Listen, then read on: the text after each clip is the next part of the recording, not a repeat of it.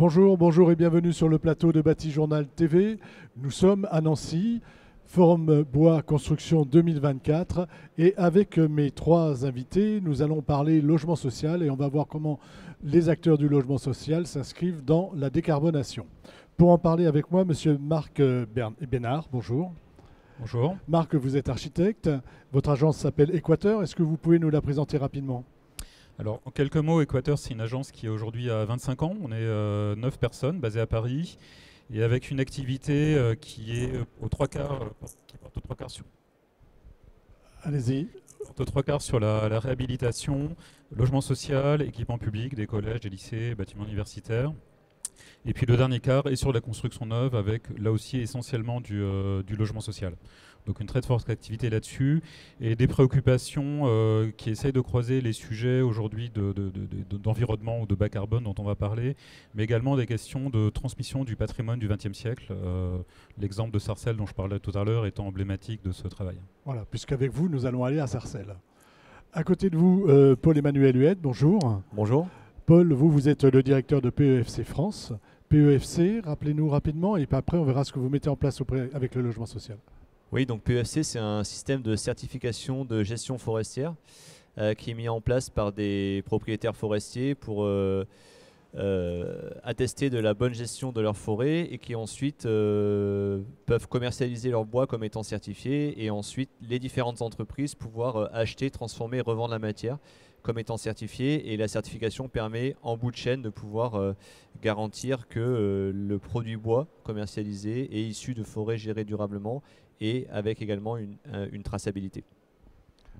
Et à côté de vous, Hervé Demeure, bonjour. Bonjour. Hervé Demeure, vous êtes président de Continental Financière, c'est Foncier. ça ? Foncier. Foncier, excusez-moi. Foncier, finance, bon.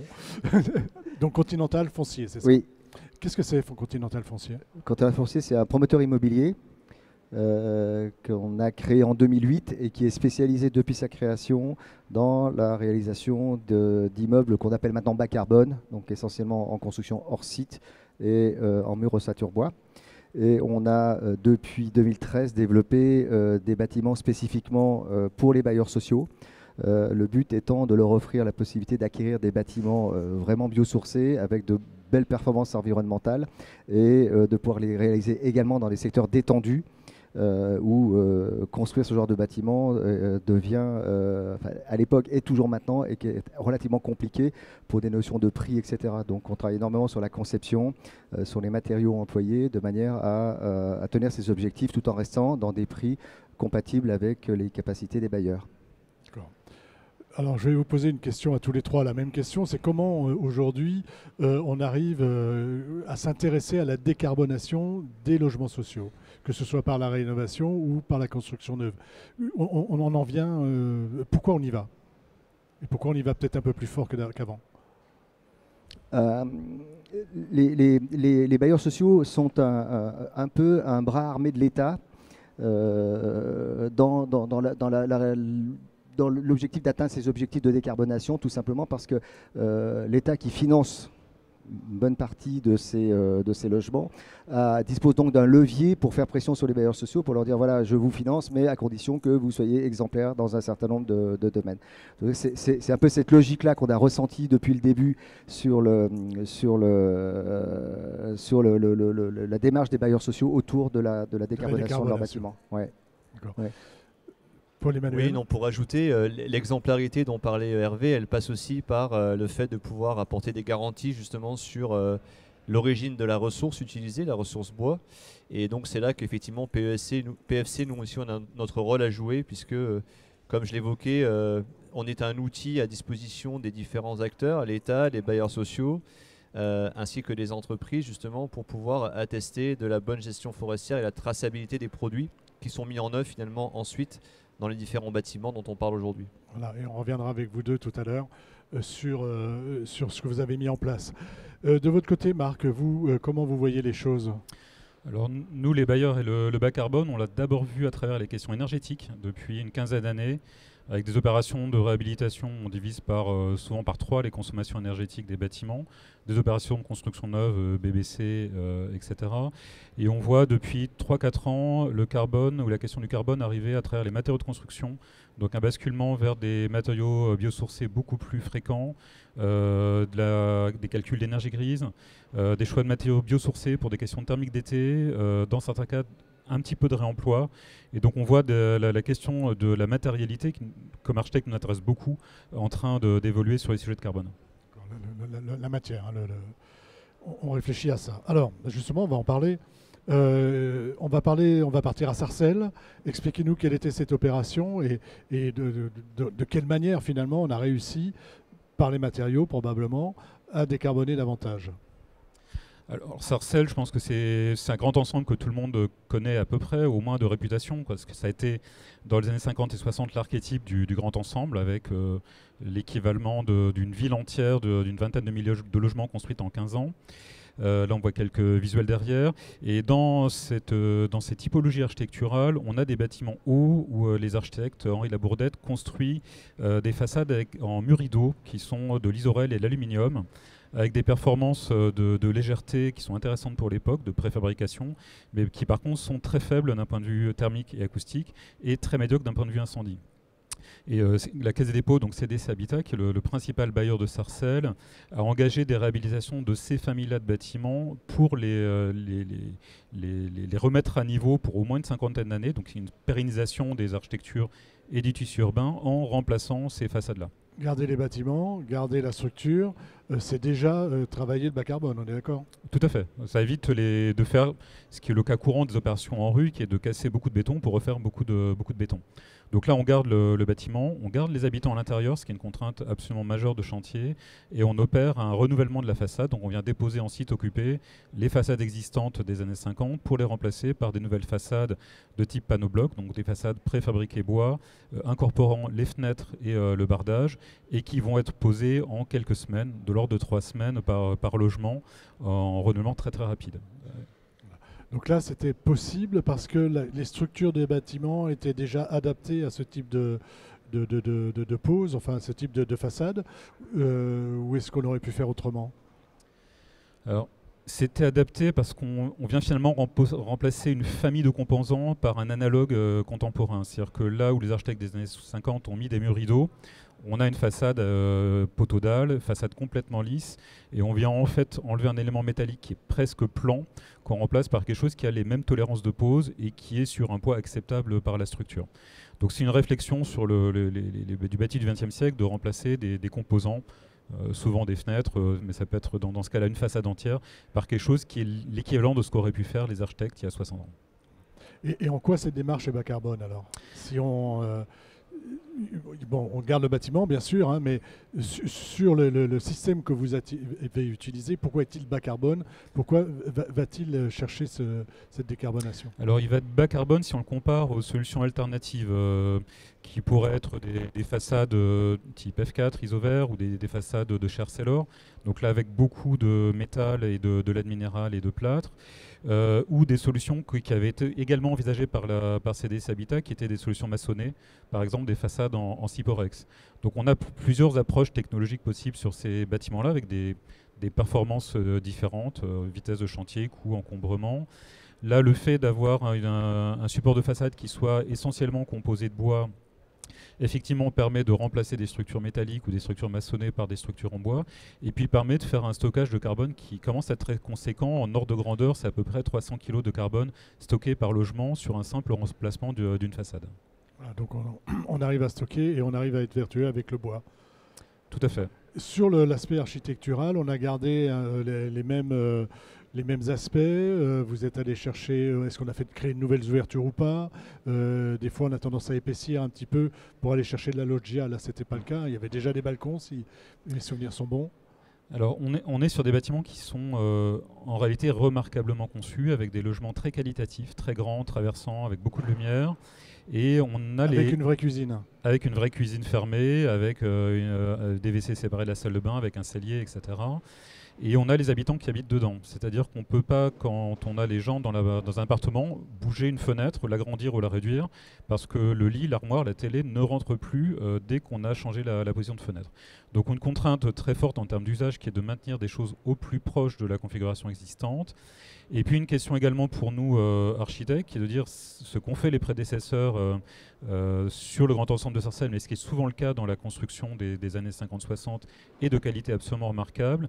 Et donc comment pérenniser quelque chose qui soit équivalent à l'architecture d'origine, qui n'est pas tout à fait un facsimilé parce qu'on n'a pas les mêmes modes constructifs, pas les mêmes épaisseurs, mais que dire dans le paysage global de Sarcelles, ces grands éléments qui sont des éléments dominants en métal par rapport à un bâtiment qui est en pierre, ces grands éléments en métal restent présents avec une lecture qui est à peu près stable sur le long terme. Et ce qui pour nous est un enjeu d'architecture et d'urbanisme, ce qui pour les habitants est un enjeu de dignité, qui est de dire on ne dit pas qu'on est sur des passoires thermiques et sur des bâtiments qui sont des épaves constructives, on est sur des bâtiments auxquels on restitue finalement une forme de dignité originelle et qu'on pérennise pour qu'ils puissent durer peut-être encore 50 ou 100 ans, ce qui est la capacité constructive de ce type de façade. Voilà. Je trouve qu'on a fait un bon petit tour d'horizon. Est-ce qu'il y a quelque chose d'autre à dire qu'on n'aurait pas dit ce jour, il y a beaucoup de choses à dire sur le bâtiment, mais sur cet aspect décarbonation. Moi, sur cet aspect décarbonation, je pense que la question qui se pose quand on travaille sur les productions de cette époque-là, c'est comment les architectes, les maîtres d'ouvrage, les entreprises des années 50-60 ont été capables de faire aussi vite et de massifier. Et de manière symétrique, est-ce qu'on est aujourd'hui capable d'aller à la même vitesse, avec la même efficacité sur les questions de décarbonation? Et donc là, effectivement, on a besoin des solutions industrielles. On ne peut pas faire des morceaux de prototypes les uns après les autres sur des bâtiments qui ont été construits. Henri Labourdette, il faisait 1000 logements par an à Sarcelles. On en a fait 160 en 4 ans. Donc on ne va pas à la même vitesse. Comment on peut gagner en efficacité? Voilà, gagner en efficacité, aller en vitesse et en plus décarboner. Voilà, décarboner. En fait, là, dans les années 50, Sarcelles, on était dans une période où il fallait loger les gens dans de bonnes conditions.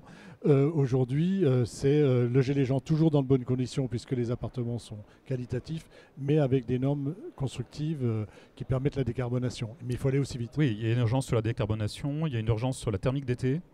Et donc, on ne peut pas attendre 50 ans pour faire l'ensemble du processus. On a besoin d'accélérer.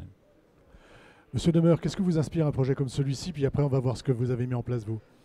Ça, c'est magnifique parce qu'effectivement, on est complètement dans la bonne démarche qui consiste à détruire le moins possible et substituer en site occupé ce qui est, je pense, socialement la meilleure solution. Effectivement, maintenant, on arrive à développer des techniques avec des industriels qui sont capables d'amener des solutions techniques permettant ce genre de je dirais, de prouesse, parce que c'est pas forcément évident, surtout sur un immeuble de cette hauteur-là.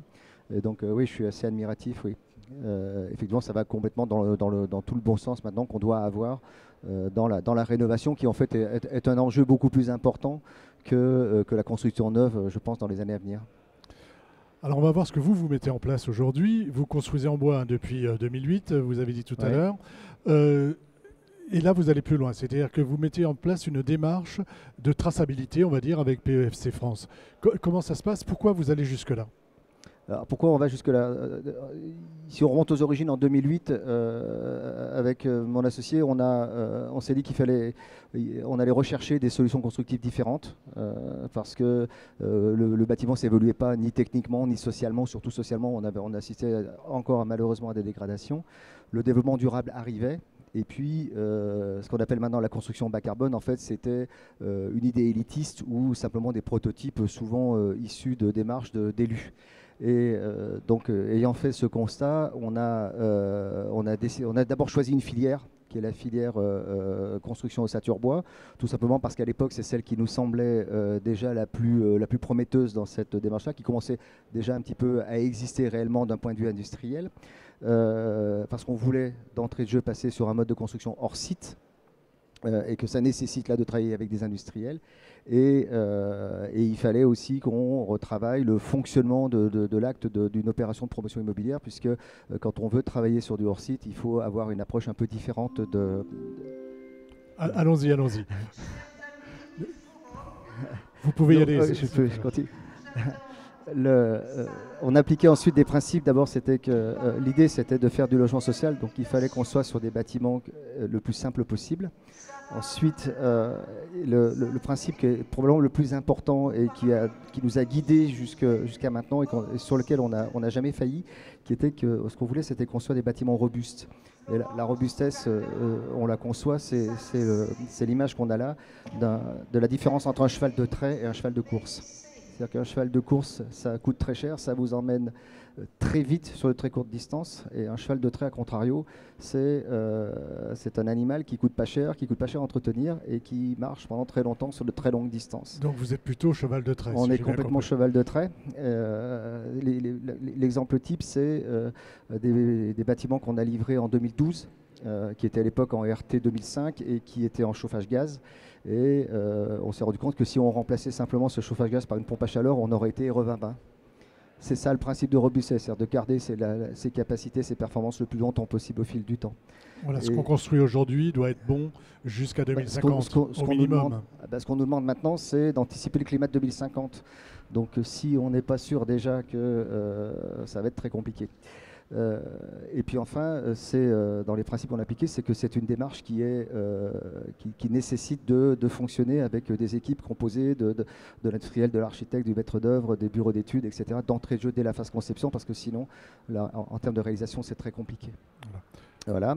Et ça nous a amené au fil du temps, après notre objectif, c'était de pouvoir répondre à une demande de logements sociaux dans des territoires détendus, où on n'est pas forcément sur des très gros projets, où on est sur des normes architecturales urbanistiques relativement modestes, de type R+2, R+2+, maximum, et où on ne pouvait pas avoir des coûts des prix de vente qui soient trop élevés. Et donc on a développé ce concept de bâtiment qu'on a appelé Kilivea, dont on a livré les premiers exemplaires en 2015. Le principe, c'est quoi? On a étudié de manière assez précise quels étaient les besoins des bailleurs sociaux en matière de taille de logement, de typologie, de répartition, et on a conçu un bâtiment capable, tout en restant dans une enveloppe unique, de répondre à toutes ces contraintes-là. De répondre à l'ensemble des contraintes. Oui. Je vais vous faire accélérer un petit peu, et on va parler de PEFC cette fois-ci, de cette démarche, si vous voulez, que vous avez eue, qui est une sorte d'aboutissement, ou je me trompe? Ah oui, c'est un aboutissement. On a toujours eu comme principe d'anticiper les évolutions à venir, les normes à venir. Ça a toujours été extrêmement important pour nous. On a fait du RE2020 en 2018. Là, maintenant, on fait du RE2025 et on tend vers le RE2028. On est sur une démarche biosourcée depuis 2015. Et PEFC, c'est normal parce que de toute façon, on ne peut pas se permettre maintenant d'être aussi performant dans le cadre d'un produit fini sans s'être assuré de la performance de ce que l'on a du produit, de la matière. Absolument. Absolument. On ne va pas reproduire les errements qu'on a pu avoir dans le passé sur les conditions sociales, économiques, etc., la construction, maintenant en ignorant ce qui se passe en amont de ce que l'on fait. Vous avez besoin de savoir en fait la provenance de vos bois. Oui. Vous travaillez avec du bois français, enfin des bois locaux, alors, ou est-ce que vous travaillez avec des bois... On laisse nos partenaires eux décider. Parce qu'ils ont des contraintes, techniques, ils ont des contraintes financières, économiques, et à partir de là, on les laisse choisir, mais effectivement, ils ont l'obligation de nous garantir la provenance des bois. Et vous avez travaillé ensemble, je crois. Oui. Comment ça se passe, Paul-Emmanuel, donc chez PEFC, avec le logement social? Est-ce que vous avez mis en place quelque chose de spécifique pour justement que les promoteurs qui travaillent avec le logement social ou les bailleurs sociaux puissent être sûrs que leur bois soit PEFC, tracé? Alors, on n'a pas mis de démarche spécifique en place pour le logement social. En revanche, on a, avec Continental Foncier, avec REI précédemment, un autre promoteur aussi, on a travaillé justement pour que ces opérateurs-là puissent accéder à la certification PEFC et donc pouvoir démontrer au travers de cette certification le caractère certifié de leurs produits et donc apporter des garanties sur notamment la manière dont la ressource est gérée et la traçabilité.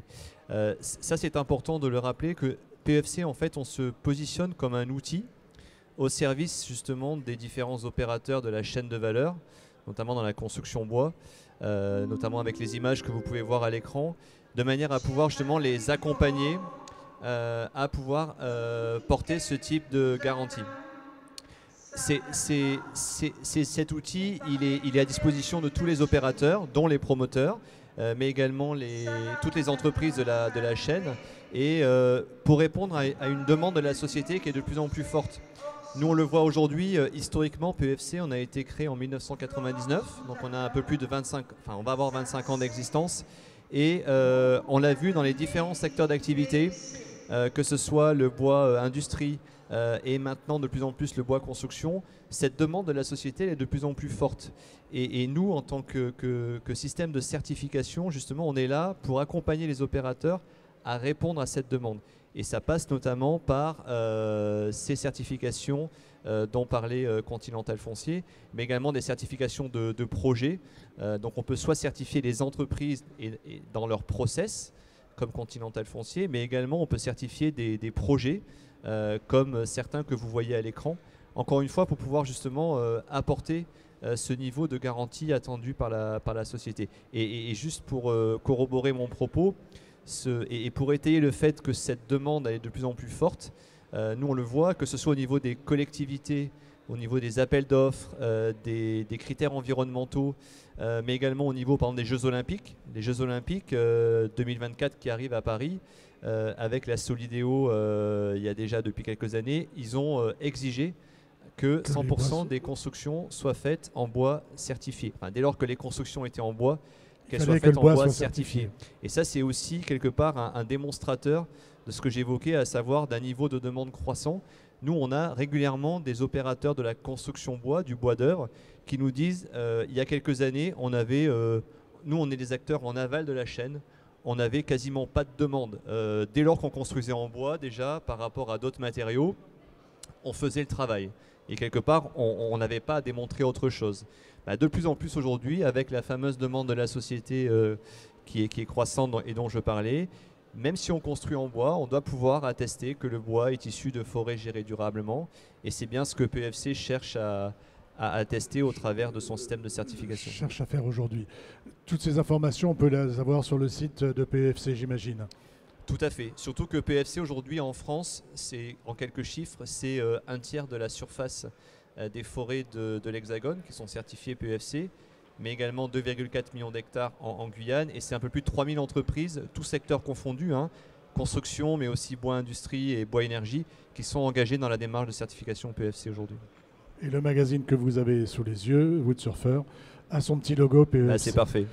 On en arrive à la fin de notre échange. Je vais vous demander à tous les trois une petite conclusion sur cet aspect décarbonation ou traçabilité.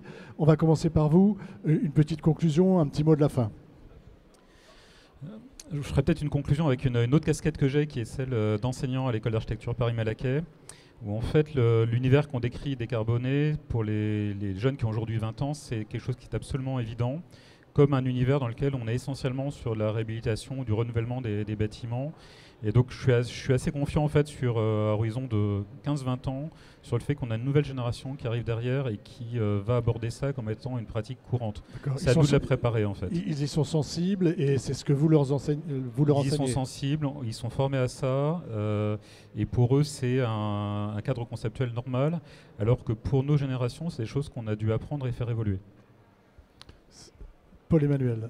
Ouais, mais je rebondirai sur ce qui a été dit et j'insisterai sur le mot pédagogie. Je pense qu'on est tous, que ce soit sur le plateau ou dans la filière, des acteurs justement de cette nécessaire pédagogie à apporter dans cette étape de transition entre effectivement des pratiques qui sont en train d'évoluer mais qui ne sont pas encore complètement arrivées jusqu'au bout.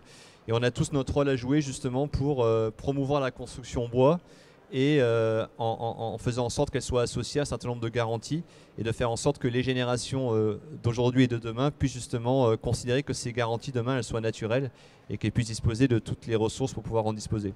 Un jour on ne se posera plus la question. Hervé, vous avez le mot de la fin. Quand on achète de la viande, on est attentif à l'origine du produit qu'on achète. Et pour l'instant, on ne s'est pas encore posé la question pour son propre logement.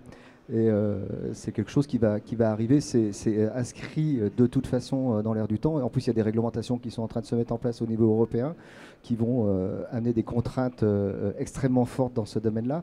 Donc, une certification PEFC comme celle qu'on a fait, c'est pas une contrainte, c'est indiscutablement à faire.